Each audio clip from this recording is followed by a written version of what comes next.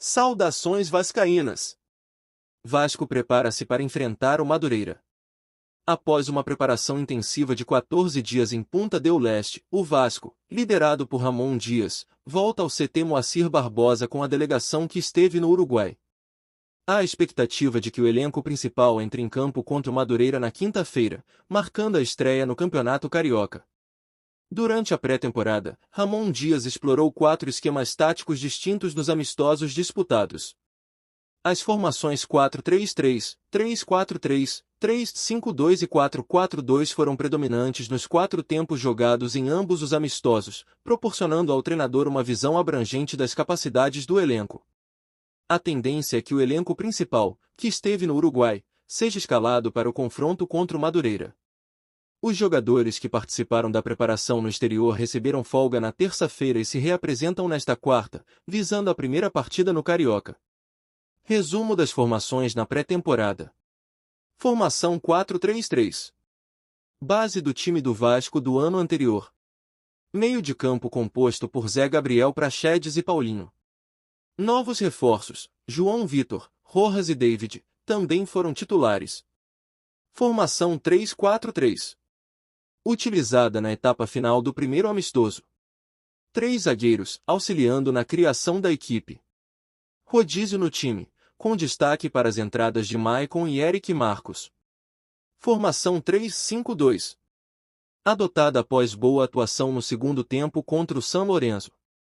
Payet atuou como 10, apoiando David e Verratti na dupla de ataque. Formação 4-4-2. Introduzida no intervalo contra o Deportivo Maldonado.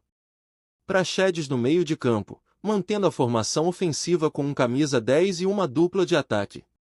Transmissão do jogo. O confronto entre Vasco e Madureira será transmitido pelos canais SBT, Cazé TV, Sport TV e Premier. Vasco busca punição para autor de cotovelada em Capasso. Procuradoria prepara denúncia. O Vasco tomou medidas esta semana ao solicitar a punição para Matheus Lucas, atacante do Boa Vista, responsável pela cotovelada que atingiu Manuel Capasso durante o confronto entre as equipes na última quinta-feira, pela primeira rodada do Campeonato Carioca. A Procuradoria do Tribunal de Justiça Desportiva do Rio de Janeiro está em processo de preparação da denúncia e pretende apresentá-la até quinta-feira. O incidente ocorreu aos 32 minutos do jogo, quando Matheus Lucas tentou se desvencilhar da marcação de Capasso, atingindo-o com um cotovelo na parte de trás da cabeça, resultando em um corte significativo e sangramento intenso. Capasso foi obrigado a jogar o restante da partida com proteção na cabeça. Posteriormente, o argentino compartilhou uma imagem do corte nas redes sociais, chamando-o de "presentinho que ganhei". O árbitro Wagner do Nascimento Magalhães não aplicou sequer cartão amarelo e não mencionou o incidente na súmula. Nesta fase do Carioca, os jogos não contam com o sistema de VAR. André Valentim, procurador-geral do TJD do Rio de Janeiro, destacou a gravidade da situação, afirmando que a Procuradoria já planejava apresentar denúncia contra o jogador do Boa Vista mesmo antes da notificação do Vasco. A expectativa é que Matheus Lucas seja enquadrado no artigo 254-A do Código Brasileiro de Justiça Desportiva, CBJD, que trata de praticar agressão física durante a partida, prova ou equivalente. A pena prevista é de suspensão de 4 a 12 partidas. Vasco pode registrar novas marcas em vendas com possíveis transferências de Peck e Marlon Gomes. Gabriel Peck e Marlon Gomes estão no radar para se juntar à lista das maiores vendas da história do Vasco, com movimentações em andamento para suas transferências. O atacante Peck está com a saída encaminhada para o Los Angeles Galaxy, dos Estados Unidos, enquanto o meia Marlon Gomes é alvo do Shakhtar Donetsk, da Ucrânia, que sinaliza uma proposta superior a 12 milhões de euros. O Vasco concretizou a venda de Peck ao LA Galaxy por 10 milhões de dólares, com a SAF mantendo 30% dos direitos econômicos do jogador. O montante total pode alcançar 11,5 milhões de dólares, incluindo metas específicas.